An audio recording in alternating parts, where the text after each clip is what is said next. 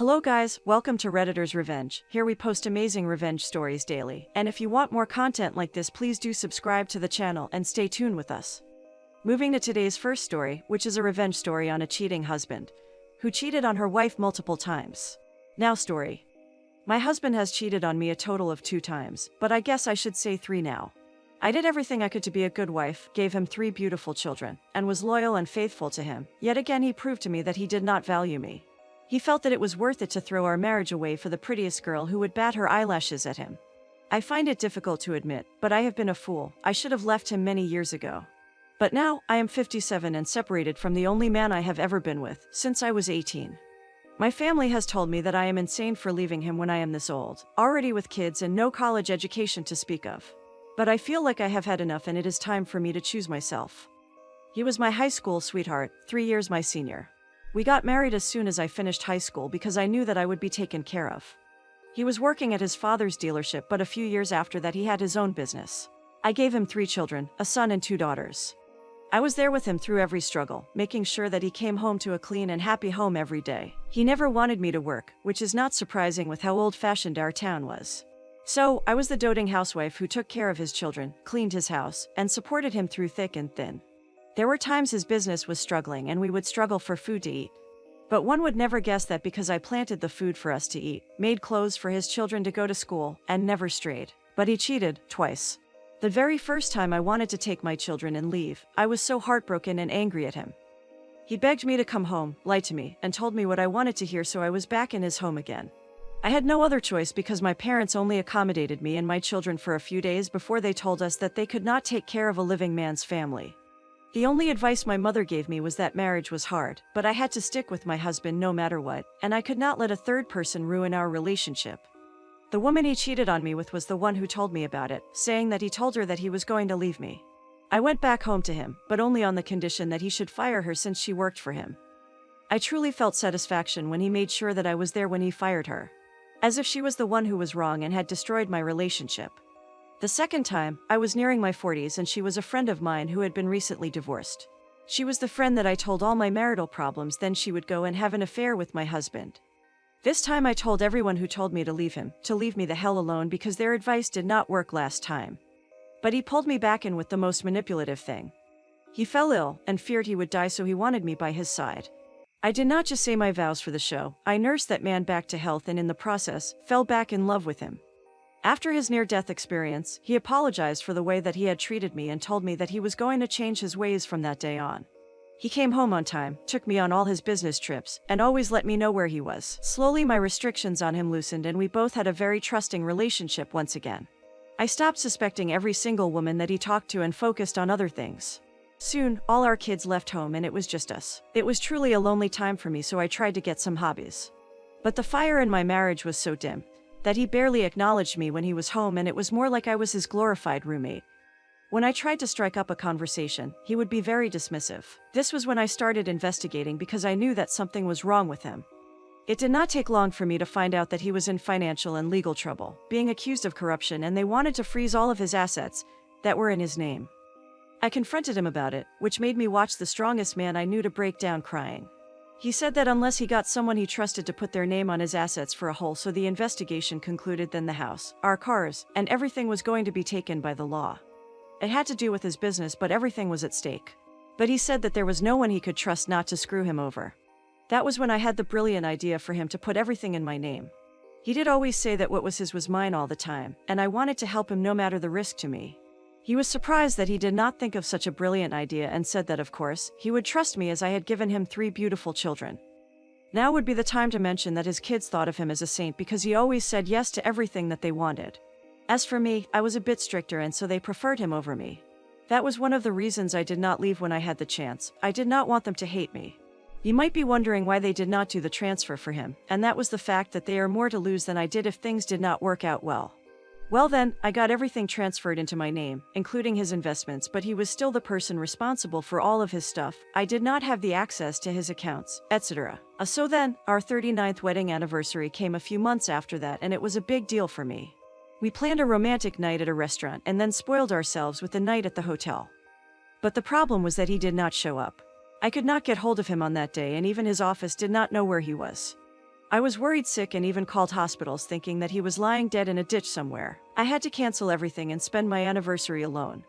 He came home later that night, telling me that he had an emergency business trip and was very sorry for abandoning me. It was more than just leaving me that night. It was the lack of communication, his change in diet, and his sudden obsession with how he looked. He thought I did not notice, but I saw that he was trying his best to look much younger than he was. But I did not want it to be the truth. My heart had been through enough already because of my love for that man.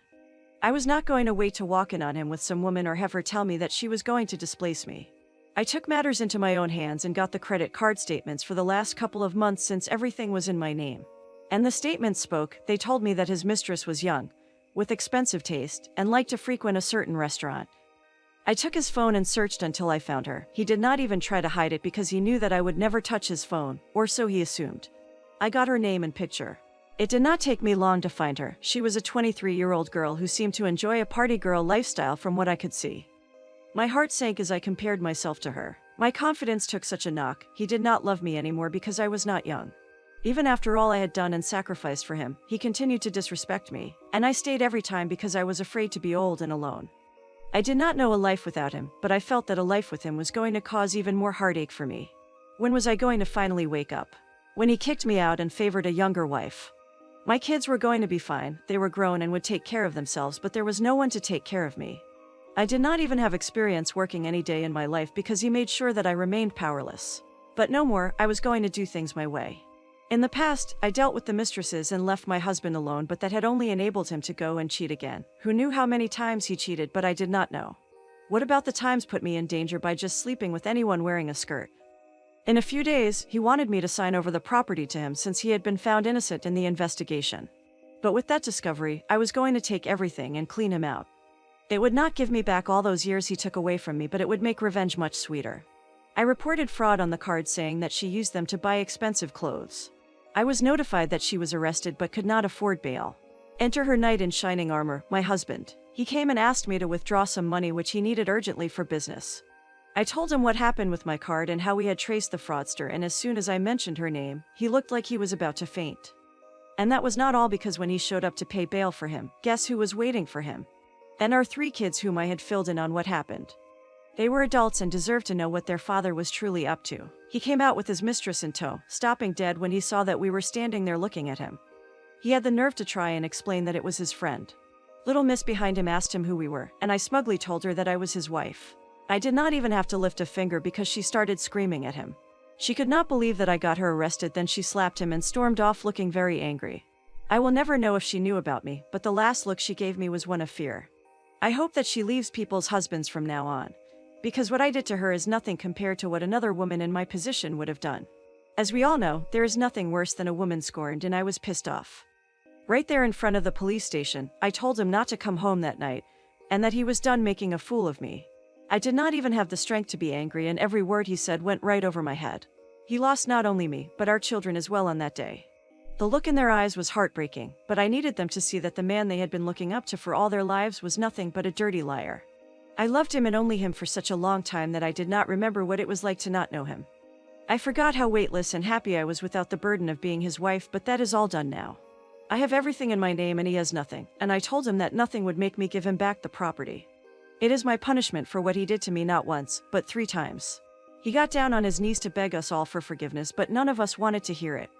My son told him that he lost all his respect for him on that very day. Their relationship did not recover from that day, but even if they do get along one day, I will not have a problem with it. That goes for all my kids. They are not speaking to their dad anymore, but it is up to them if they want to forgive him. He went running to his family and mine, because in the past they had intimidated me into going along with what they wanted. I had been the submissive daughter-in-law for far too long, but that was all over. The whole lot came and crowded in my living room, then tried to explain my whole marriage to me. They tried to tell me that what I was doing was selfish and was going to embarrass them. They said I knew nothing about business and would lose all of his money. They had been belittling me for so many years, and every time I allowed them to make me crack, I had some newfound strength. My feelings for him had slowly died over the years, and all I had to show for it was regret and anger. It was me against a room of people against me, but I told them the cold hard truth. No insult or threat fazed me. I was willing to die on the hill that I was not taking him back or giving him back his property. And legally, there was nothing to do but sue me. But how, when he was broke?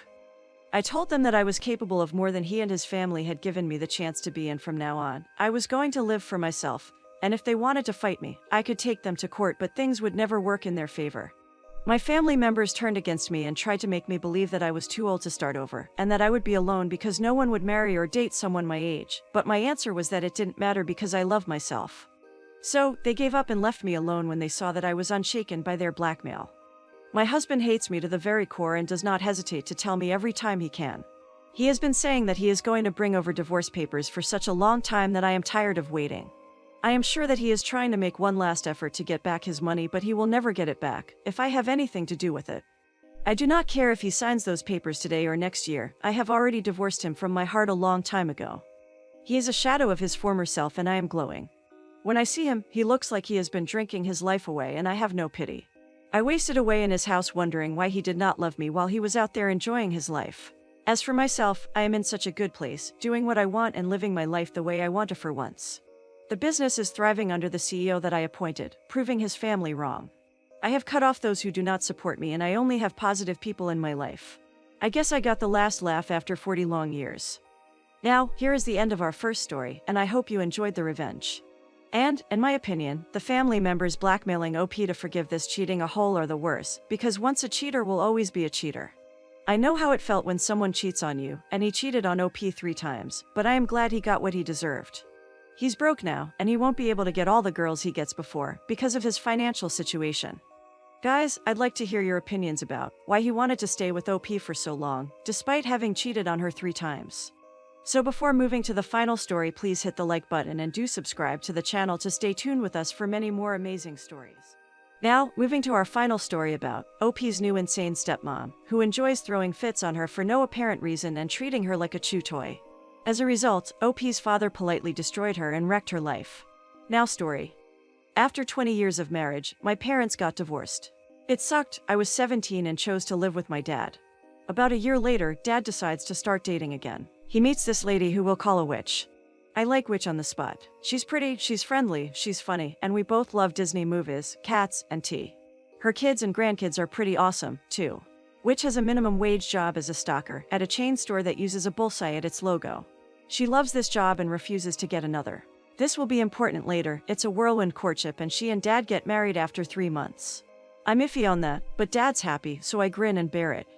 We move out of our cozy apartment and into a nice trailer with Witch. It's going okay until she decides she wants a dog. Dad does not like dogs, and I'm admittedly more of a cat person, but Witch wants her puppy and we agree. She goes to the pound and picks the ugliest Chiweenie I have ever seen in my life. Don't get me wrong, I love Chiweenies, but this one just looked off. We'll call this dog Cuttlebug because she was one. The clerk who sold Cuttlebug told Dad in Witch she was well behaved, housebroken, and just wonderful. I didn't have a job, so I stayed home taking care of things. That's how I found Cuttlebug was not, in fact, housebroken. She also liked to raid the trash. She didn't like to play either. She was sweet, she liked to run, she liked to cuddle, but that was it. I got tired of cleaning up trash and dog shit, pee in the trailer, so I took Witch aside and told her, nicely, what was going on with Cuttlebug, several times. The nope. Suddenly, Witch did not find me an ideal roomie. I was admittedly lazy, but rather than take me aside and say, Lernagroot, quit the bullshit and do your share of the housework like a regular, sane person, or even resort to decent revenge, like putting the dirty dishes in my bed, she decides to let the irritation build up until she explodes. Almost literally, screaming and swearing at me at the absolute top of her witch-faced banshee lungs, attacking my personality, my intelligence, and my mental health issues.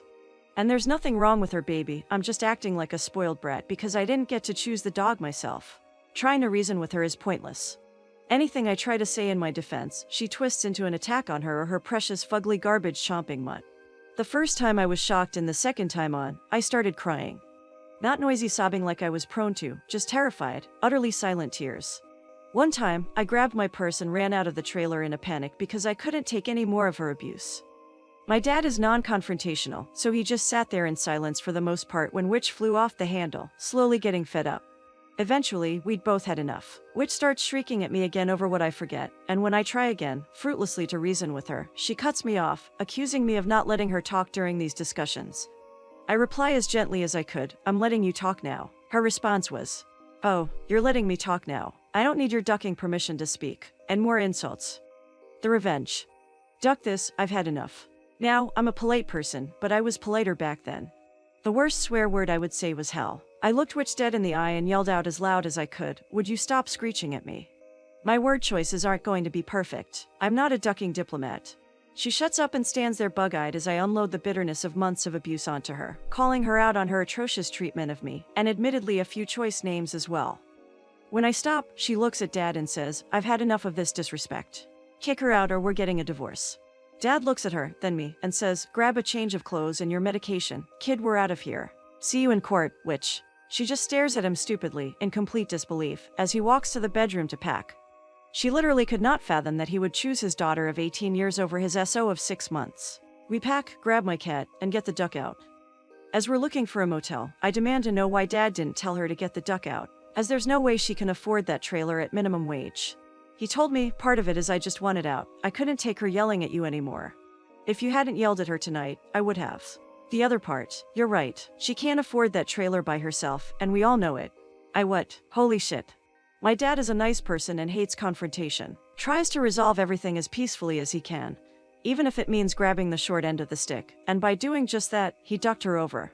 After maybe a week at most, we'll be moving back into our cozy little apartment complex that's close to everything, and where the staff loves us, while she's going to try to stay afloat out of pride and fail. And fail she did. When we came to get the rest of our stuff a few days later, we found a very unhappy Cuttlebug in a kennel, which did not like for Cuttlebug to be kennelled. We also noticed that the kennel had a removable bottom for easy cleaning. Cuttlebug had shoved it out and shit on the floor. A few months after the incredibly volatile on her part of divorce, Witch was unable to keep up with her bills and had to quit her much-loved crappy job to move in with her son, his wife, and their 3 kids, over 300 miles away. A year later, she sent Dad an email telling him she was doing well. His response, "Why the duck do you think I would care?" She never responded, and I love my daddy. Now, that concludes our video for today. I hope you enjoyed the video. And, in my perspective, OP's father is a true gentleman who teaches us how to gently ruin someone's life. It was quite rewarding to watch OP's stepmother's expression when he supported OP and tells he is going to divorce her. Guys, let me know what's your opinion about this story, and you can also share your stories about evil stepmom. So before leaving, please hit the like button and do subscribe to the channel to stay tuned with us for more awesome stories.